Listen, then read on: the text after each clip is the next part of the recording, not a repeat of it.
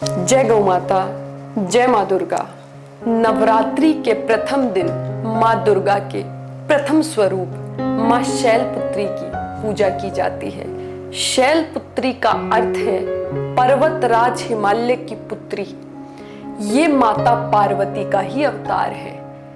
पौराणिक कथाओं के अनुसार पिछले जन्म में माँ शैलपुत्री सती के रूप में जन्मी थी। वे प्रजापति दक्ष की पुत्री थी और भगवान शिव को पति रूप में प्राप्त करने के लिए कठोर तपस्या की थी। जब उनका विवाह भगवान शिव से हुआ तो प्रजापति दक्ष ने शिव जी का अपमान किया। एक बार प्रजापति दक्ष ने बड़ा यज्ञ किया जिसमें संसार के सभी देवताओं को आमंत्रित किया, लेकिन उन्होंने भगवान शिव को निमंत्रण नहीं दिया। जब माता सती ने इस बारे में सुना कि पिताजी यज्ञ कर रहे हैं तो वो बिना बुलाए ही यज्ञ में पहुंच गई।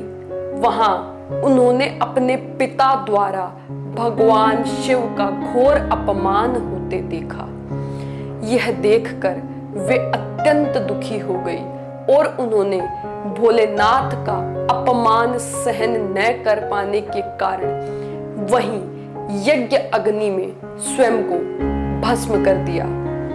भगवान शिव को जब यह ज्ञात हुआ तो वे अत्यंत क्रोधित हुए और उन्होंने अपने गणों को भेजकर यज्ञ का विध्वंस करवा दिया।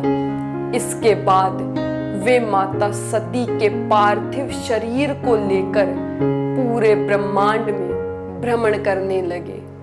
तब भगवान विष्णु ने अपने सुदर्शन चक्र से माता सती के शरीर के टुकड़े टुकड़े कर दिए, जिससे उनके शरीर के अंग पृथ्वी पर विभिन्न विभिन्न स्थानों पर गिरे। ये स्थान आगे चलकर शक्ति पीठ के नाम से प्रसिद्ध हुए।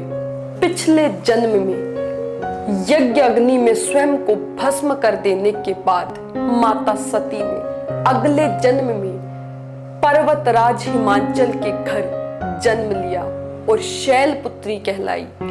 इस जन्म में भी उन्होंने कठोर तपस्या करके भगवान शिव को पुनः पति रूप में प्राप्त किया।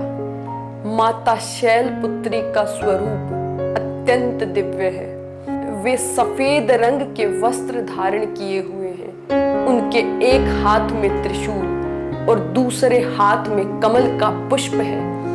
वे वृषभ देव यानी कि बैल पर सवार रहती हैं। नवरात्रि के पहले दिन मां शैलपुत्री की पूजा करने से जीवन में स्थिरता आती है। यह दिन आत्म संयम, साधना और भक्ति के लिए विशेष रूप से शुभ माना जाता है। मां शैलपुत्री की कृपा से साधक की मूलाधार चक्र की सिद्धि होती है, जिससे आध्यात्मिक ऊर्जा का संचार होता है। इस दिन माता को सफेद वस्त्र, दूध, घी और सफेद फूल अर्पित करना शुभ माना जाता है।